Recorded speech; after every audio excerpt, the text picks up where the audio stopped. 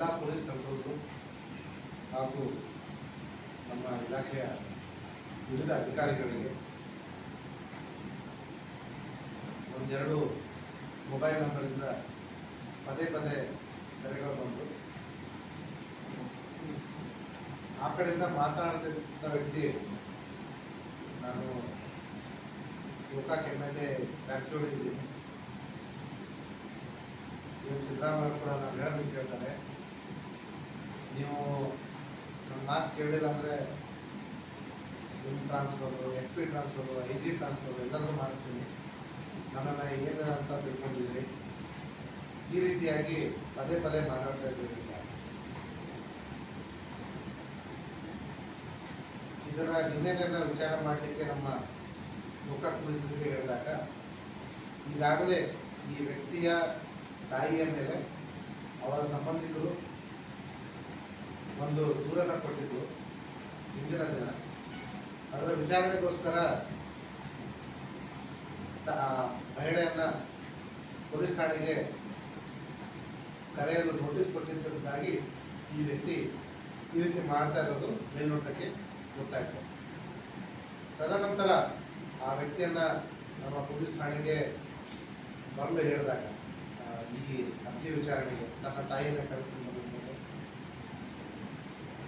ನಾನು ಯಾಕೆ ಬರಬೇಕು, ನಾನು ಇಲ್ಲಿದ್ದೀನಿ, ನನ್ನ ಬೇಕಿದ್ರೆ ಬಂದು ಇಲ್ಲೇ ನಂದು ಹೇಳಿಕೆಯನ್ನು ತೆಗೆದುಕೊಂಡು ಅಂತ ಹೇಳಿದಾಗ ನಮ್ಮ ಪೊಲೀಸರು ಸ್ಥಳಕ್ಕೆ ಹೋದಾಗ ನಮ್ಮ ಪೊಲೀಸರ ಮೇಲೆ ಹಲ್ಲೆ ಮಾಡ್ತಾನೆ. ಆ ಪ್ರಕಾರವಾಗಿ ನಮ್ಮ ಪೊಲೀಸರು ಆ ವ್ಯಕ್ತಿಯ ಮೇಲೆ, ಒಬ್ಬ ಕರ್ತವ್ಯರತ ಅಧಿಕಾರಿಯ ಮೇಲೆ ಹಲ್ಲೆ ಮಾಡಿರೋ ಕುರಿತು ವಿಚಾರವಾಗಿ ಪ್ರಕರಣ ದಾಖಲಿಸಿಕೊಂಡು ಅದೇ ರೀತಿಯಾಗಿ ತನಗೆ ಸಂಬಂಧಪಟ್ಟದಲ್ಲದವರ ಹೆಸರುಗಳನ್ನು ಕೂಡ ಇನ್ನು ಬಳಸಿಕೊಂಡು ಬೇರೆ ಬೇರೆಯವರಿಗೆ ಹೆದರಿಕೆ ಹಾಕ್ತಾ ಇರೋದು ಮೇಲ್ನೋಟಕ್ಕೆ ಕಂಡು ಬಂದಿದ್ದರಿಂದ ಇವರ ಮೇಲೆ ಮತ್ತೊಂದು ಇಂಪರ್ಸನೇಷನ್ ಕೇಸನ್ನು ಕೂಡ ನಾವು ದಾಖಲು ಮಾಡಿಕೊಂಡು ಇವನ್ನ ಕಾನೂನು ಪ್ರಕಾರ ಬಂಧಿಸಿ ನ್ಯಾಯಾಲಯಕ್ಕೆ ಒಪ್ಪಿಸಿದ್ದಾರೆ. ಮುಂದಿನ ತನಿಖೆ ನಡೀತಾರೆ.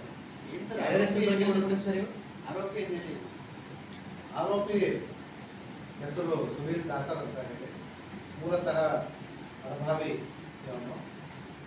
ಇವನು ಈ ಮುಂಚೆ 2019ರಲ್ಲಿ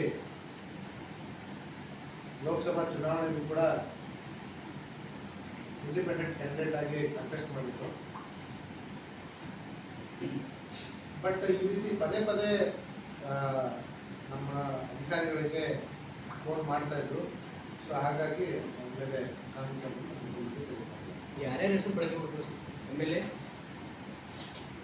MLA, ಡಿಸ್ಟ್ರಿಕ್ಟ್ ಮಿನಿಸ್ಟ್ರು, ಮತ್ತು CM ಅವರ ಹೆಸರು, ಮತ್ತು ಡಿಸ್ಟ್ರಿಕ್ಟ್ ಮಿನಿಸ್ಟ್ರು ಕುಟುಂಬದವರ ಹೆಸರು, MP ಅವರ ಹೆಸರು, ಈ ಎಲ್ಲ ಹೆಸರುಗಳಿಂದ ಬಳಕೆ ಅಂದರೆ ಇದೇ ರೀತಿ ಹಿಂದೆನೇ ಮಾಡಿರ್ಬೋದು. ಹಿಂದೆ ಮಾಡಿರೋ ಸಾಧ್ಯತೆಗಳು ಇದ್ದಾವೆ. ಬಹುಶಃ ಜನರು ಯಾರು ಕೂಡ ನಮಗೆ ಕಂಪ್ಲೇಂಟ್ ಕೊಟ್ಟಿರಲಿಕ್ಕಿಲ್ಲ.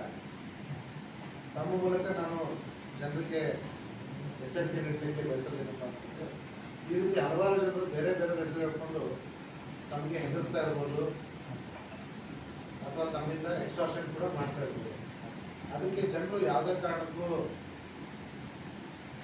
ಹೆದರಿಕೆ ಪಡೆದೆ ಅವರು ತಮ್ಮ ಹತ್ತಿರ ಇರ್ತಕ್ಕಂಥ ಪೊಲೀಸ್ ಠಾಣೆಗೆ ತಲುಪಿ ಈ ರೀತಿ ಯಾರು ಬೇರೆಯವ್ರ ಹೆಸರಲ್ಲಿ ಹೆದರಿಸ್ತಾರೋ ಅವ್ರ ಮೇಲೆ ಕಂಪ್ಲೇಂಟ್ ಕೊಡಲಿಕ್ಕೆ ರಿಕ್ವೆಸ್ಟ್ ಮಾಡ್ತಾರೆ.